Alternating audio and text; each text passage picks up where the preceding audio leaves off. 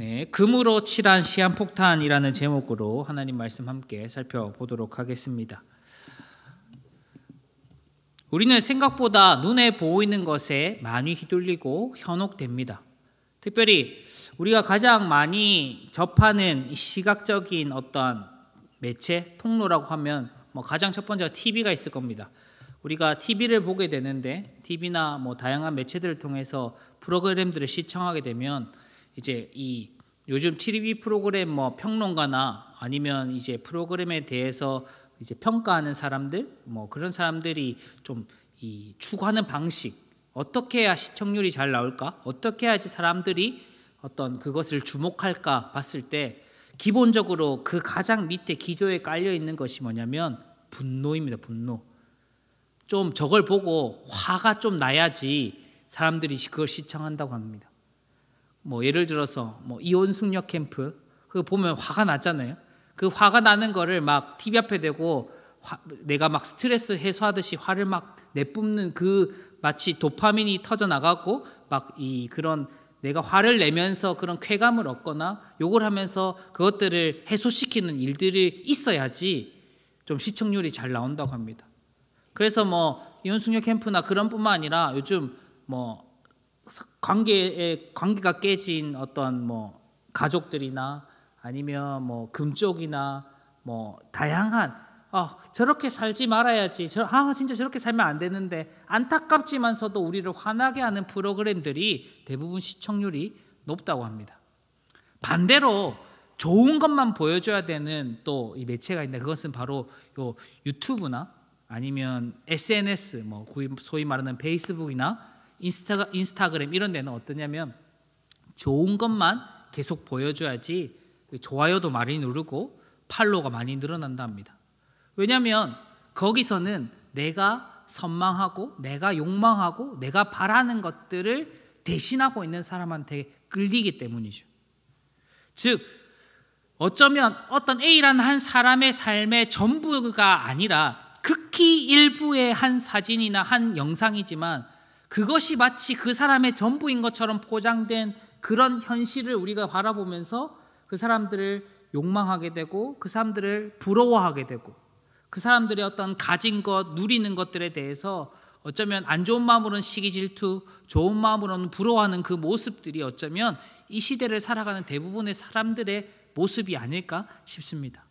그러니까 TV를 보면서는 화내고 SNS를 하면서는 부러워하고 그게 어쩌면 이 시대를 어쩌면 이 시대 그냥 그 모든 세대의 사람들이 가지고 있는 기본적인 어떤 연약한 마음인 것 같습니다. 그런데 우리가 알아야 되는 것은 그 모두가 잘 살고 싶은 욕망, 내가 저렇게는 되지 말아야지 하는 욕망, 저렇게 되고 싶다 하는 그런 욕망들이 우리의 삶에 잘못된 선택을 낳기도 한다는 것이죠. 욕망은 우리의 눈을 가리고 우리의 마음을 가리고 우리의 생각을 흐리게 합니다. 야고보서 표현을 빌리자면 우리 안에 두 마음이 품게 되는 순간 우리가 세상과 하나님 사이에서 두 마음을 품는 순간 잘못된 선택을 할 수밖에 없는 상황에 놓이게 되는 것이죠. 그런데 우리는 이렇게 두 마음을 품은 상태를 상당히 안일하게 여깁니다. 우리가 어쩔 수 없이 세상도 살아야 되고 교회도 잘 다녀야 하나님도 잘 믿어야 되는 것이 우리에게 주어진 삶이기 때문에 어쩌면 이 세상에서도 살고 교회도 잘 다니고 하나님을 잘 믿는 것이 당연한 것 아니냐, 두 마음을 품을 수밖에 없는 것 아니냐라고 합리화하고 안일하게 생각하는 경우가 많다는 것이죠. 그러나 오늘 본문은 이처럼 두 마음은 품은 자들에게 경고하는 메시지가 있습니다. 특별히 앞서서 이 야고보서는 계속해서 두 마음을 품는 것이 어떤 것인지 이야기했습니다. 하나님을 멸시하는 것, 교만한 것, 등등 다양한 것들을 우리가 야고보서를 통해서 이런 사람이 두 마음을 품은 사람이구나라는 것을 이야기했습니다. 어쩌면 오늘은 조금은 극단적으로 이 두 마음을 품은 자들의 끝, 그 말로가 어떠한가에 대해서 이야기하고 있다 말씀드릴 수 있습니다. 그리고 이 두 마음을 품는 것이 얼마나 위험한 일인가, 우리가 안일하게 생각하면 안 되는 일이라는 사실을 경고하고 있는 말씀입니다. 지금 당장은 하나님도 잘 믿고 세상에서도 잘 나가면 좋아 보이고 있어 보이고 괜찮을지 몰라도 결국 두 마음은 푸는 자들의 끝은 오늘 말씀이 말하고 있는 그 잘못됨, 끝이 잘못될 수밖에 없다, 끝이 심판일 수밖에 없다라는 그 결론에 이르게 되는 것이죠. 그래서 오늘 말씀은 너희 현실을 직시해야 된다. 너네가 지금처럼 두 마음을 품고 살면 결국 망할 수밖에 없다라는 것을 이 극단적인 예시를 통해 이야기하려고 하는 것입니다. 그러니까 특별히 우리가 두 마음을 품는 이유, 그 중에 가장 우리가 많이 휘둘리는 부분이 뭐냐? 뭐 야고보서가 기록된 그 시대도 마찬가지지만 이 돈 문제, 부유함의 문제였습니다. 그래서 야고보는 이 부유함의 문제를 가지고 우리가 왜 두 마음을 품으면 안 되고 두 마음을 품게 되었을 때 우리가 끝까지 돈을 쫓게 되고 부유함을 쫓게 되었을 때 어떤 결과를 맞이하게 될 것인지, 그들의 삶이 얼마나 비참한 것인지를 이야기하려고 하거든요. 그래서 우리가 그 이야기를 살펴보면서 이것이 우리가 가진 문제구나. 우리가 이렇게 놓치고 살았던 것을 계속 지니고 살면 우리 끝은 망할 수밖에 없구나라는 것을 우리가 이 말씀을 통해 깨닫고 회개하는 시간이 되어야 할 것입니다. 첫째로 하나님이 없는 부유함은 우리가 가진 시한폭탄입니다. 1절에 들으라 부한자들아 너희에게 임할 고생으로 말미암아 울고 통곡하라. 1절에 부한자들, 부었단 말이 아니라 부자란 말입니다. 부자란 말. 부자들아 너희가 고생이 있어. 우리가 생각했을 때 부자들이 왜 고생합니까? 가진 자들이. 근데 여기서 말하는 부한자들의 표현은 하나님 없이 부유함을 얻은 자라는 뜻을 가지고 있습니다. 그러니까 하나님 없이 부유한 자들에게 분명 고생스러운 일이 닥칠 것이다 라고 오늘 본문은 이야기합니다. 이 부유함, 어쩌면 모든 인간이 동경하는 꿈의 단어일지도 모르겠습니다. 사람들의 생각 속에 잘 먹고 잘 사는 것만큼 중요한 것이 또 어디 있겠습니까? 부자가 누리는 좋은 집, 수많은 재력과 좋은 옷과 좋은 음식들, 남부러울 것 하나 없는 그들의 모습은 우리는 쉽게 시선을 빼앗기게 됩니다. 분명 좋아 보입니다. 그런데 오늘 말씀은 그러한 것들이 이미 다 썩었다, 다 헐었다, 이미 다 녹슬고 있다라고 정확하게 지적합니다. 우리 눈에는 분명 좋아 보이는 그것이지만 그것 안에 하나님이 담기지 않았다면 하나님 없이 이루어낸 재력, 하나님 없이 만들어낸 그의 모든 소유는 결국 이미 썩어가고 있는 중이나 마찬가지다라고 정확하게 이야기하고 있습니다. 이제 날이 더워지니까 그 시원한 과일이 막 생각나서 수박을 사서 드시는 분들이 꽤 있을 겁니다. 그런데 마트에 가서 수박을 한 덩이 너무 보암직하고 먹음직한 수박을 딱 사가지고 집에 와서 칼로 딱 쪼갰는데 안에 다 수박이 농했다면 그 수박은 좋은 것이라 할 수 있겠습니까? 이것을 잘못 먹었다가 탈이 날 수도 있는 참으로 위험한 것이지요. 수박뿐만 아니라 겉으로 멀쩡해도 속이 썩어버린 것은 결국 진짜 좋은 것이라 할 수 없을 것입니다. 언제든 그 썩어버린 것이 드러나게 될 때 그것은 버림받게 될 것이고 아무런 의미 없게 여겨질 것입니다. 즉 하나님 없이 만들어낸 모든 부와 재력과 소유는 결국 썩어진 것, 결국에는 버려질 것, 결국 터져버릴 시한폭탄일 뿐인 것이죠. 결국 하나님 없는 부유함은 아무리 휘황찬란한 금치를 해놓아도 폭탄일 뿐이고, 아무리 휘황찬란한 금치를 해놔도 썩어질 과일일 뿐이고, 아무리 휘황찬란한 금치를 해놔도 다 버려질 뿐입니다. 결국 그것들을 다 빼앗기고 망할 수밖에 없는 그런 고생과 고통이 있을 수밖에 없다라고 오늘 본문이 지적합니다. 금으로 칠한 시한폭탄에 우리가 시선을 빼앗기면 우리는 하나님을 안중에도 없는 삶을 살게 될 수밖에 없습니다. 눈앞에 부유함이 내 인생을 결정하고 내 인생을 지탱하고 내 인생을 만들어낸다고 생각하는 순간부터 우리는 더더욱 하나님을 찾지 않을 것입니다. 하나님이 눈에 들어오긴 하겠습니까? 어떻게든 나의 소유를 지키고 어떻게든 나의 소유를 불려서 내 인생이 나의 소유, 나의 재력, 나의 부유함으로 인해서 더욱더 꼽히기를 바라지 절대 하나님을 의지하지 않게 될 것입니다. 내 인생에 하나님보다 중요한 것, 하나님보다 더 관심 가지는 것이 있다면 우리가 하나님을 구하긴 하겠습니까? 하나님을 가까이 하긴 하겠습니까? 결국 부자가 하나님 없이 부를 이루었다면 그 부는 결국 그의 멸망을 향해 타이머가 돌고 있는 시한폭탄일 뿐인 것이고, 남들이 보기에 휘황찬란한 금으로 칠한 그저 폭탄 덩어리일 뿐인 것이죠. 그리고 그 폭탄이 터질 때까지 절대 하나님을 구하지 않게 될 것입니다.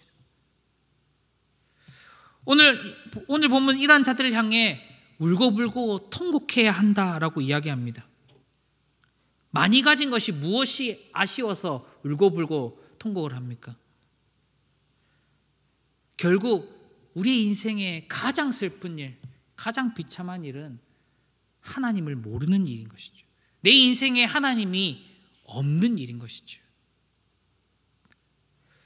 금칠한 이 시한폭탄, 하나님 없는 부함을 가진 것이 마냥 좋은 일이 아니라 울고 통곡해야 할 일이고 회개하고 하나님께로 돌이켜야 할 일이라고 오늘 본문이 정확하게 이야기합니다. 어찌 이것이 우리가 말하는 부유함 뿐이겠습니까? 하나님에게서 시선을 빼앗는 수많은 것들이 있지 않습니까? 그 모든 것이 어쩌면 우리가 가진 폭탄일지도 모르겠습니다. 우리가 욕망하는 그 부유함이, 우리가 바라는 그 어떤 것이 우리를 하나님께로 이끌지 못하고 하나님께로부터 자꾸 떨어지게 만들고 하나님을 구하지 않게 만든다면 어쩌면 우리는 우리 보기에 보암직하고 먹음직한 그런 마치 겉만 번지르한 열매처럼 그저 금칠한 시한폭탄을 품고 살아가는 것과 다름이 없습니다.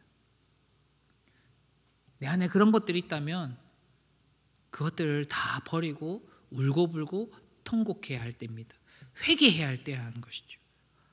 내 인생에 하나님이 없었구나. 나의 계획에 하나님이 없었구나. 나의 소유에, 나의 모든 삶에 하나님은 저기 뒷전이었구나 라는 것을 깨닫고 울고불고 회개할 때 우리의 삶이 회복되고 우리의 삶이 진짜 의미 있는 삶, 참된 믿음의 삶으로 거듭날 수 있게 되는 것이죠. 저는 생각보다 상당히 현실적인 사람입니다. 그래서 저 같은 성향은 예수님을 잘 못 믿는다고 얘기하더라고요. 뭐 성격 검사를 막 해보면 예수님 믿기 제일 힘든 사람 ISTP 플러스 6번 제일 하나님 믿기 힘든 성향 뭐 이런 얘기를 많이 들었습니다. 근데 제가 이제 교회를 다니면서 많이 생각을 해봤어요. 그냥 결국에 공부도 내가 하는 거고 돈도 내가 버는 거고 사는 것도 내가 사는 건데 왜 우리는 하나님께 기도해야 되고 하나님에 맡긴다 얘기해야 되고 하나님께 많은 것을 의지한다 그렇게 배우는 것일까? 라는 궁금증이 항상 있었습니다. 그럼 하나님을 믿는 것과 믿지 않는 것은 어떤 차이인가? 그런 궁금증을 항상 청년 때 가지고 살았습니다. 근데 언제 한번 딱 버스를 타고 가다가 그런 생각이 들더라고요. 하나님이 왜 필요할까를 걱정했던 저에게 반대로 그런 질문이 들더라고요. 과연 내 인생에 하나님이 없으면 괜찮을까? 라는 그런 질문이 딱 드는 순간 내 인생은 하나님이 없으면 안 되겠구나. 그때부터 제 신앙이 조금 더 성장하고 어떤 방향이 바뀌게 되더라고요. 우리는 자꾸 나의 필요를 채우려고 내가 하나님께 자꾸 뭔가를 얻으려고 하니까 근데 하나님께서 나에게 뭘 안 해주시면 굳이 예수님 믿는 거랑 믿지 않는 거랑 크게 다르지 않는데 라고 쉽게 생각합니다. 그러니 어떻게든 내가 잘 살아서 나의 부를 축적하고 나의 소유를 만들어내가는 것이 훨씬 더 합리적이고 훨씬 더 현실적이라고 생각을 하죠. 하지만 한번 뒤집어서 생각해보면 우리 인생에 하나님이 없다면 과연 내 인생이 내 인생다워질 수 있을까? 저는 도저히 답이 안 나오더라고요. 이처럼 하나님 없이 살아가는 사람은 절대 이해할 수 없는 하나님이 꼭 필요한 사람이 우리라는 사실을 우리는 모두가 공감하실 것입니다.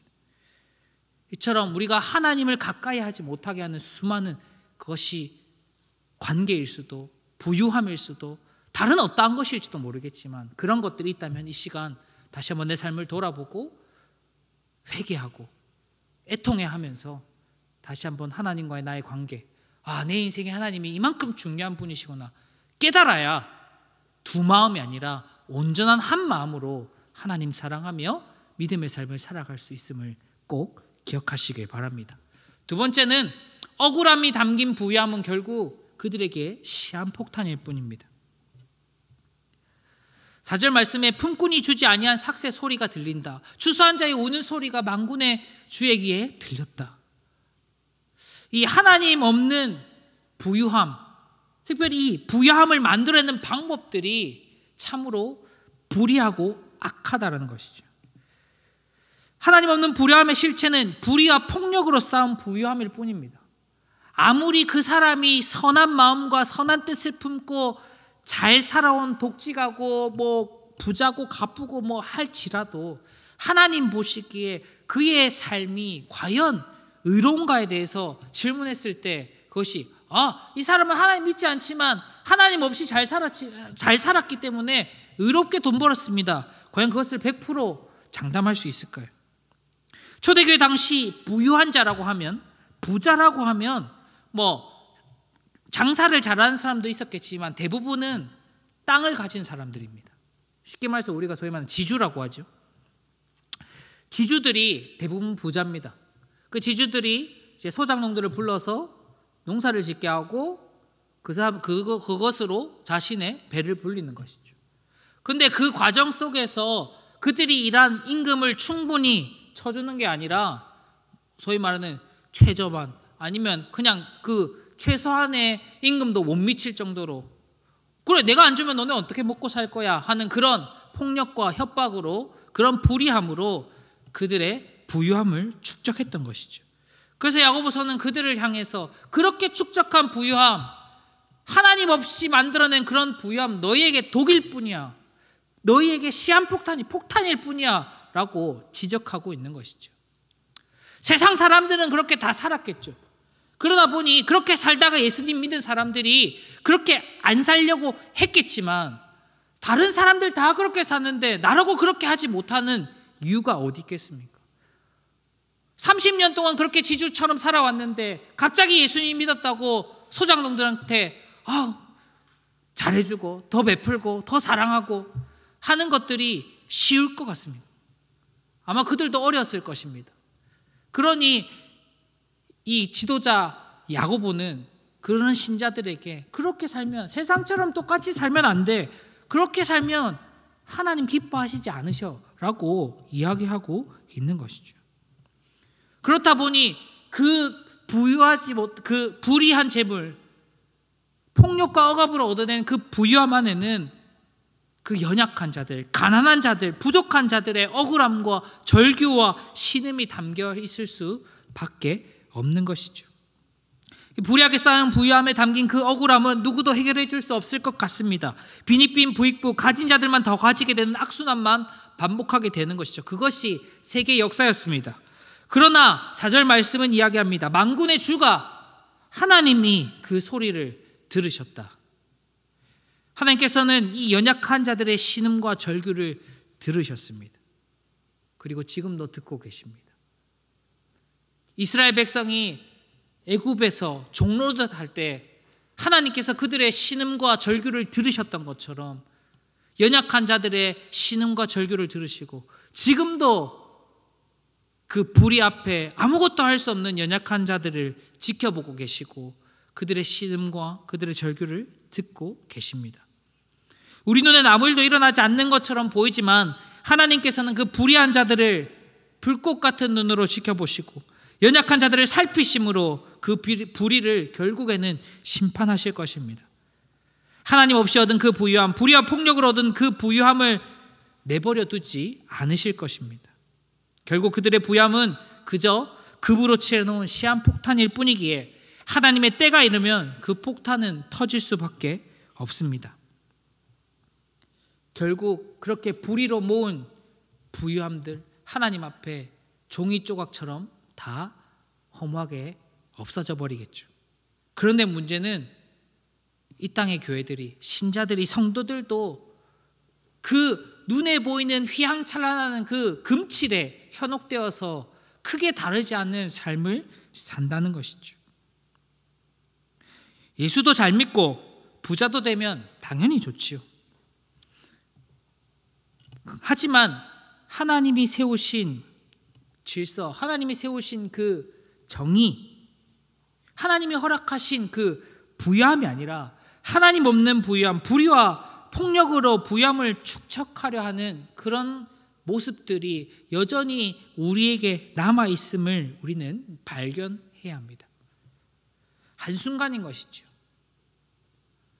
무엇보다 이것이 잘못된 것인 줄 알면서도 그것이 나에게 주어진 기회다, 내가 부를 늘려갈 수 있는 좋은 기회다라 생각하고 한 번쯤 눈을 딱 감고 우리의 부를 축적하는 경우도 없지 않습니다. 우리는 아닐지라도 많은 세상의 그리스도인들이 자신의 부를 축적하기 위해서 편법이나 악법을 이용하는 경우도 허다합니다. 결국 이 부유함이 예수님 잘 믿고 부자 되는 길이 아니라 점점 더 우리를 하나님께로부터 멀어지게 하는 그런 시한폭탄과 같은 그런 역할을 할 수 있다라는 것이죠. 근데 이것인 줄도 모르고 계속해서 이것들을 끌어안으려 합니다. 잘 되면 좋잖아. 이왕이면 잘 되면 좋지.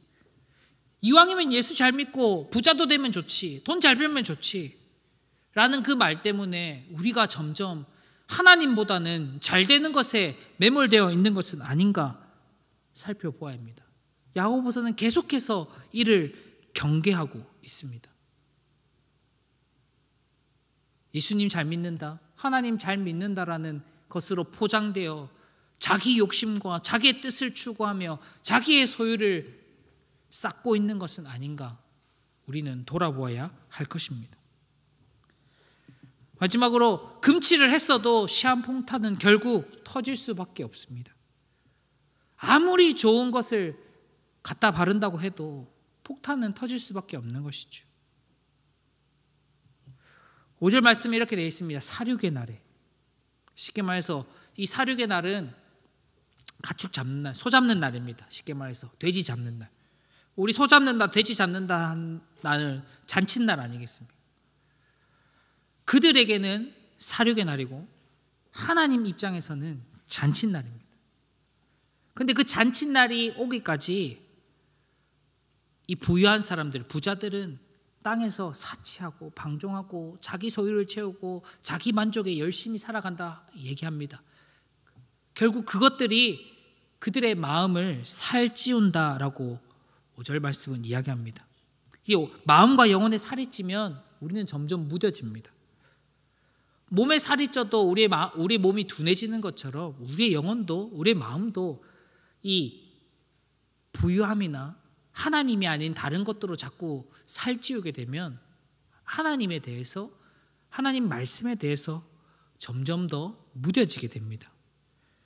회개할 기회도 상실하고 회개할 마음도 점점 갖지 않을 것입니다.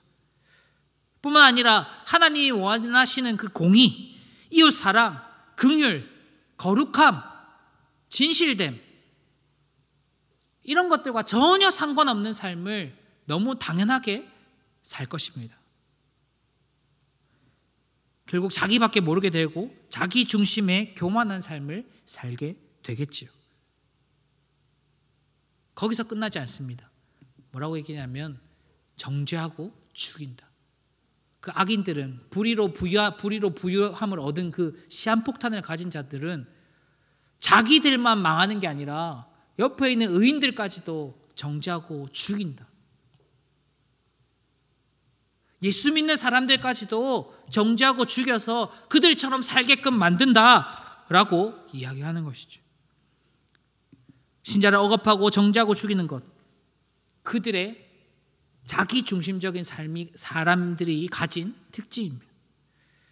결국 이 자기 중심적인 죄의 열매는 사망, 죄의 삭은 사망이라 하지 않습니까?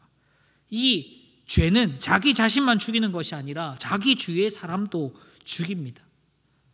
악인들의 공격에 의인들이 자꾸 휘둘리게 됩니다.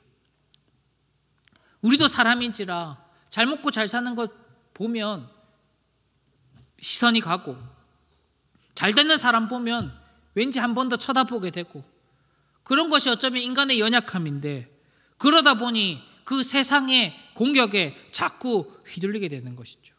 하나님을 믿지만, 예수님을 믿지만 괜시리 내 마음의 흔들림은 어떻게 할 수 없는 것 같습니다. 그러니 은근히 그들처럼 부유함을 추구하거나 아닌 척하며 그들을 따라하고 있지는 않은가 우리가 돌아봐야 하지 않겠습니까? 아니면 반대로 나도 그들처럼 잘 살고 싶으니까, 예수 믿는 사람으로서 보여줘야 되니까 하는 그 마음으로 하나님이 아닌 그들의 방식을 선택하고 있는 것은 아닌가 살펴보아야 할 것입니다. 반대로 그 불을 쫓지 않더라도 그 불을 시기하고 질투하여 스스로 비참한 길을 걸어가고 있지는 않은가 살펴보아야 하지 않겠습니까? 어쩌면 불을 누리지 못하는 비참함이 예수님을 누리지 못하는 비참함에 비하면 아무것도 아니라는 사실을 모르니까 그저 그 부러움에 시기와 질투 속에 허덕이다 매일매일 고통받는 것 아니겠습니까?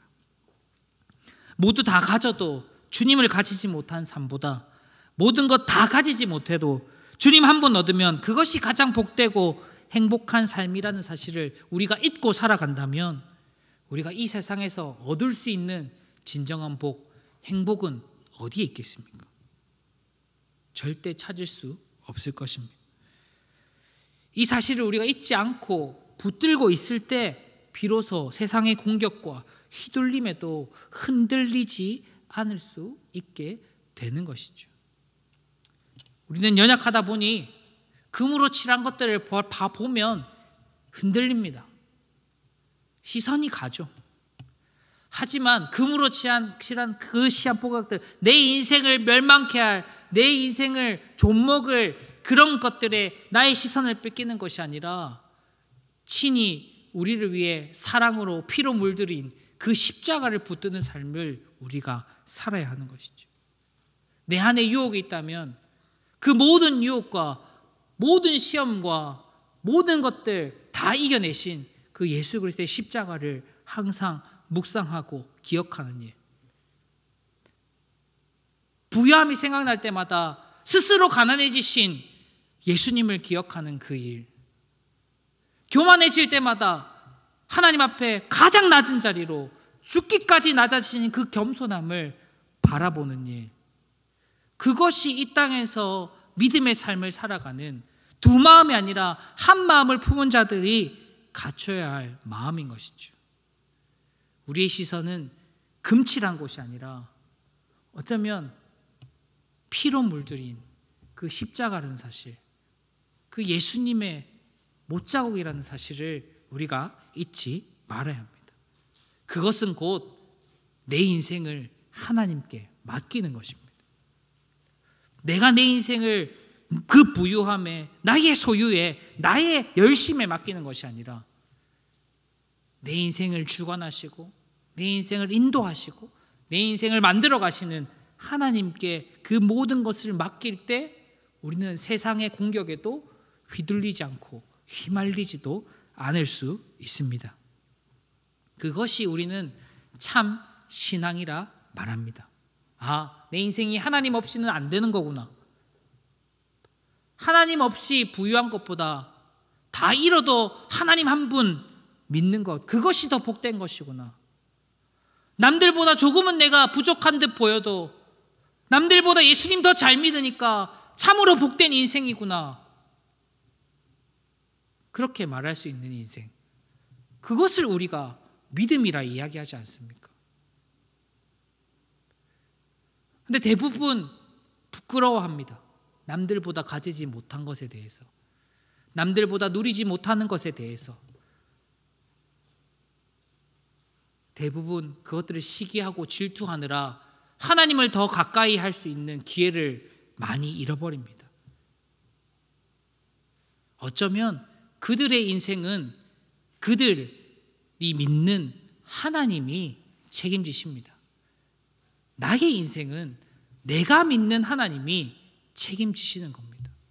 그러니 그 사람들을 부러워할 필요도, 그 사람을 시기 질투할 필요도, 그 사람을 무시하고 깎아내릴 필요도 전혀 없는 것이죠.